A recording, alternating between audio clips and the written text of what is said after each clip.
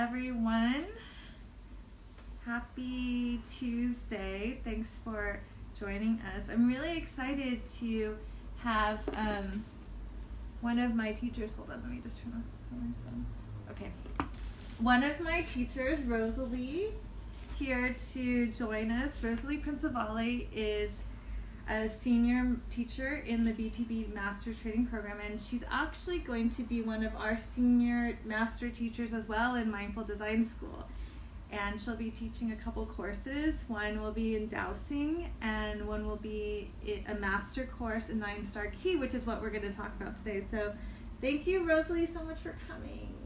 Thank you, Angie. And as I keep trying to remind her that now that she's a graduate, we're colleagues. Although I guess we never stop having our teachers. No. I always feel like the relationship that we developed was much more of one of colleagues than teacher-student kind of thing. Yeah, So but she's but still I my appreciate teacher. She even, she it. even officiated my wedding. So this is how much of a mentor she is to me. No. So thank you so much for joining us, and I'm really excited to share with everyone, or to talk with everyone today about 9-Star Key, and I know it's something that you really love. And so could you tell the Feng Shui group how, just a little bit about what 9-Star Key is and how you use it with Feng Shui and in your life? Okay. Well, 9-Star Key is often referred to as astrology, but it really has nothing to do with the stars. It's a numerology that was developed by the 8 Asians. It's related to Feng Shui in many ways. And the reason why we teach it in the training program is because it overlaps with so many of the things we teach for Feng Shui. So it's a way, it's one of the many ways of using divination in Feng Shui and in our program. So I principally use it we teach the students this because we want them to use it with their clients, because it's a really interesting way to understand, and it's simple and it's short.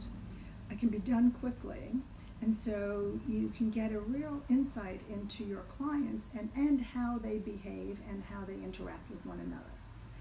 That requires, of course, knowledge of the 5 elements, but that's part of the training here too, right? Mm-hmm, mm-hmm. So, and for me, it's become part of my soul, I think. If I'm sitting quietly watching TV and somebody shows up and says something that I think is rather intriguing, I run quickly to go calculate their 9 stars and to see why they're saying what they're saying. And does it show up in their stars? And it's amazing how often it does. Yeah, you said you can't watch TV. I can't do anything without doing 9-star numbers. I keep hearing, it's like once you understand these numbers and the characteristics that they have, or the key words that we use for them, you start hearing those key words everywhere. And so then it's my question is, well, is that true? So I need to follow up. Yeah. So I'm constantly doing the 9 stars. So we're moving into an 8-year, actually, on February 4th. So that's when the transition is. Could you tell us a little bit about what it means to be moving into an 8-year? So let me step back and say the 9-star numbers are calculated based on a given year. It could be your birth year, it could be any year. Every year has a 9-star number. And these numbers move every year into different areas of the Bagua or different locations that have their own quality and their own energy. So what it means that we're coming into an 8-year is that the 8 goes into the Tai Chi, and it becomes the overall kind of energetic of the year. So what does that mean? Well, 8 Earth is very much like the knowledge Gua on the Bagua. It represents the mountain. The mountain is often seen as the storage of all knowledge. And the mountain always looks beautiful on the outside, but you never know what's on the inside. Is there a volcano brewing, or is there a gold mine in there? Is it going to run hot? Is it going to run cold? The 8 also represents, from the trigrams, the youngest son. And for those who understand or have familiar with classical Feng Shui, we've been in an 8 period, and these periods go for 20 years. For quite a while now. We've only got another maybe 5 years left of it. And the 8 represents the youngest son. Well, what does that mean? That means that as we see happening in the world right now, a lot of very young men have become very famous, become multi-millionaires. We've trusted them, we've put our, but it's interesting how as we come closer to the ending of that cycle, these men are being shown to be quite not as complete as we'd like them to be. Well, yes, they've made a lot of money for themselves, but maybe they've caused a couple of problems in society, that kind of stuff. So being in an 8 year, it might be a kind of a quiet, still year. It may be a year when you feel retreat or you want to retreat. But that number really is the number for overall, for society.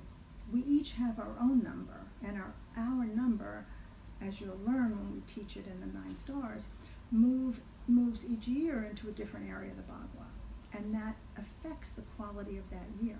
Or as I like to say, I may be a 3 wood and Angie may be, I don't know, whatever, but we're not the same every year, right? I mean, we're not the same every day, but we're not the same every year because different influences come in. So where your number ends up in this 8-sided 3x3 diagram has an impact on you and will affect you. So the 8 year is good to think about what's overall affecting society and the bigger picture. But in Feng Shui we teach that what's closer to you has more impact than something that's far away from you. And that applies to this too. So your year and where it lands is closer to you than the overall year that's affecting the entire universe. Does that make sense? Mm-hmm. Yeah. Good. So in preparation for next week, because next week I'll be back on the Lunch and Learn, and I'm going to talk more in detail about everyone's personal number and how it's affecting you in 2019.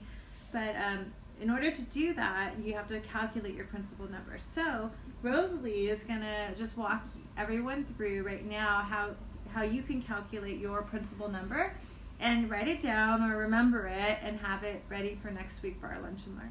Okay, so let me just say one other thing. In this system, we each have 3 numbers.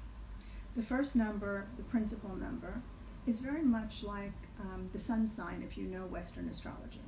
It represents who you are, what's your fundamental nature, and that's what Angie is asking me to help you with now. But the other 2 numbers, just let me just say briefly, the character number represents what you were like as a child, what are your limitations as you get older, and how do you behave when you're under stress.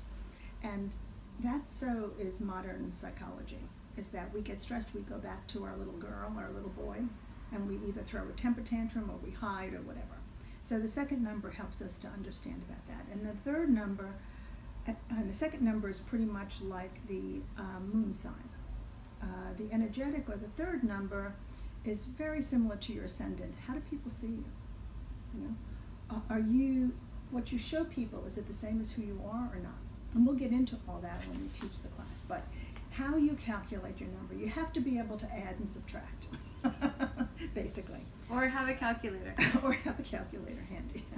So basically the year that you were born, now this is for people born in February 4th or later in a given year.